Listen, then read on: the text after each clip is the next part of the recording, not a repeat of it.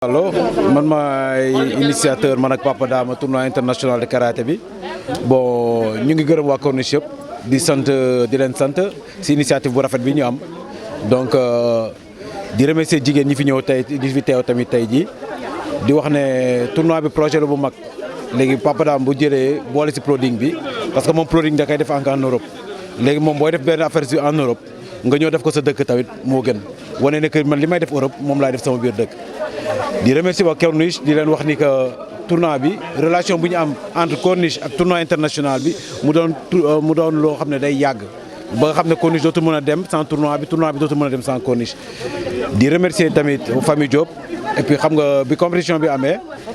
dañoo pertoon seen frère mu doon loo xam ne métti woon ñun ñëpp Papa Dame si biir compétition bi lañ ko yëgal ne sa frère gaañu na mu doonoon lu ñu tiis parce que frère Papa Dame man sama frère la man fii dama fi màgg xam nga donc di leen jaale. di leen ndox massa météo na trop mais nag bon àddina moo tëddee noonu di remercier Corniche bi yëpp. maa ngi leen di nuyu di leen ziar di ñu wax si turu waa Corniche Tuuti 610 ñoo ngi leen di remercier di leen gërëm franchement di remercier initiateur bi def lii di Dame Diop bien vrai dafa organiser woon tournoi karaté après mu boole woon si planning bi nekk fi. par rapport mu teel ñibbi ndax li ko yàq mooy frère am bu décédé woon mais waa Corniche Tuuti 610 taxaw nañu taxawaay bu mat surtout les femmes lu toll na samedi matin ñoom ñëpp génn en masse ñëw wuyu si lii ku mu doy rek dara du la doy. di remercier tam waa URAT ki nga xam ni mooy tonton Abdou Seck mi nga xam ni moo ñëw may nu ay coco ñu planté ko avant sunu départ ñu ko si remercier bu baax mu ñëw de la part de Aminta Diop moo nu ko indiloon. franchement amatuñu lu ñuy wax di remercier sunu frères yi waa cadre de vie waa commission sport ñoom Ousmane Ba Ëmmatine ak vice président tonton Rasoul nekk fii ñu koy remercier de passage mais Baye Massa mi ngi ko représenté ko tonton Badara. ñoom pour les femmes ñoom taa Didi taa Khady Diop bu nu waxee mag ñi rek xëy na wax lim nañu ñëpp surtout les femmes moom ñu dañ leen di remercier ndax yëkkati leen yombul te ñoom ñëpp génn nañu wuyu si nu franchement ñoo ngi remercier itam jeune Corniche yi ñoom ñëpp génn nañu wuyu si nu di si kontaan di si bëgg loolu macha allah di remercier itam ñun fi fekk ñoom taa Mama Jigéen ñu teral nu loo xam ne yaakaaruñ ko woon ndax lii sóoruñu ko woon ndax defoon nañu le maximum possible bi nu mën mais ñu ñëw fekkaat fi lii kon dañ leen di remercier bu baax a baax. noo ngi nii tey buntu kër ñoom Pape Dame ku xam blocking bi xam ni Pape Dame moo ko jëlee Italie indi ko fi ndogal fekk nu si nu perdre sunu rak nu renvoyer événement bi ba tey jii nu ni Pape Dame ñibbi na Italie mais war nañ ko teewal ñun suñu bopp fexe ba li mu nasoon bokk ak ñun nu àggale ko donc tey mën naa ni comme ni ma ko waxee sànq Pape Dame est l'absent le plus présent parmi nous. Nuy commencer par jaale d'abord toute la famille Sanjiri Diop di leen wax ni noo bokk lépp bu neexee ñun la bu amee leneen di safaan it ñun noo ko bokk alors lii nag dafa di loo xam ni comme ni ma ko waxee sànq njàngat la indi njàngat bi jëkk mooy cohésion sociale bi mu indi ci Corniche muy loo xam ni association bi nu bokk muy waa Corniche lor rek moo tax mu jóg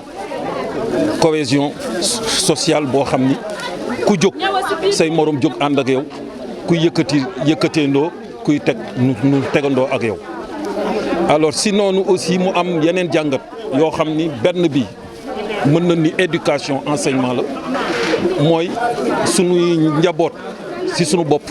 gis ni kat seeni waajur yeewu nañu suba teel jóg di for mbalit yoo xam ni ñun noo fi defal sunu bopp kenn ñëwul def ko fi muy njàngat boo xam ni c'est l'éducation par la pratique beneen bi muy sport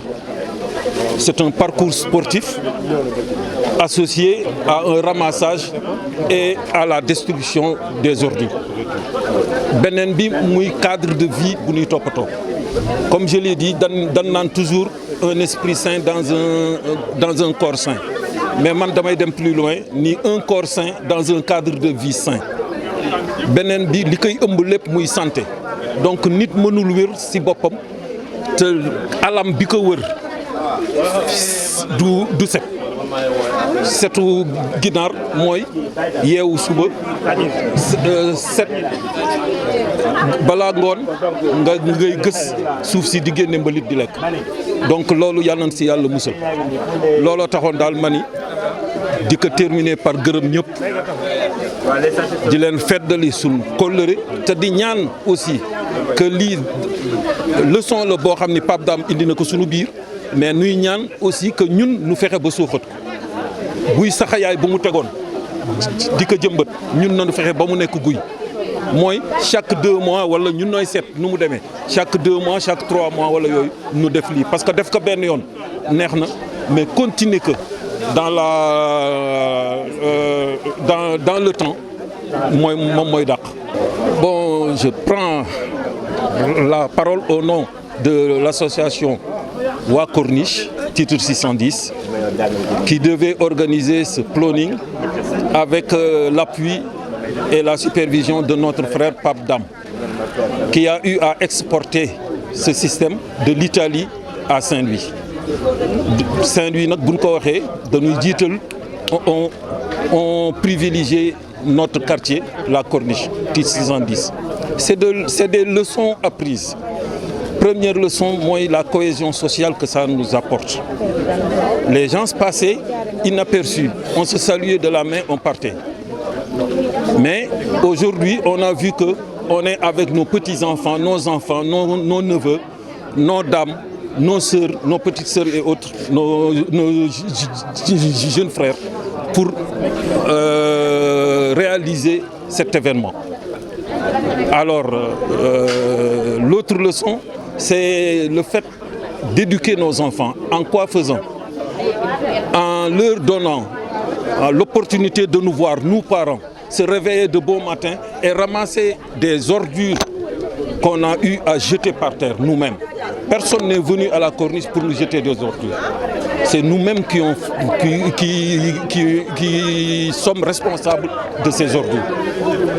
Une autre leçon, c'est une leçon sportive. C'est un parcours sportif associé à un ramassage et une élimination des ordures. La troisième leçon, c'est la leçon de préservation de notre cadre de vie. Les gens ont tendance à dire un corps sain un esprit sain dans un corps sain. Moi, je continue la leçon pour dire que un corps sain dans un cadre de vie sain. On ne peut pas brandir la santé pour nous et laisser notre environnement s'assalir. Alors c'est sur ces mots que j'aimerais terminer pour demander encore une fois qu'on pérennise ces actions, qu'on pérennise cette action dans les 2 mois qui suivent, dans les 3 mois qui suivent et périodiquement qu'on ait à accomplir cet acte. Alors si c'est sur ces mots que je dis merci, merci, merci à tout le monde.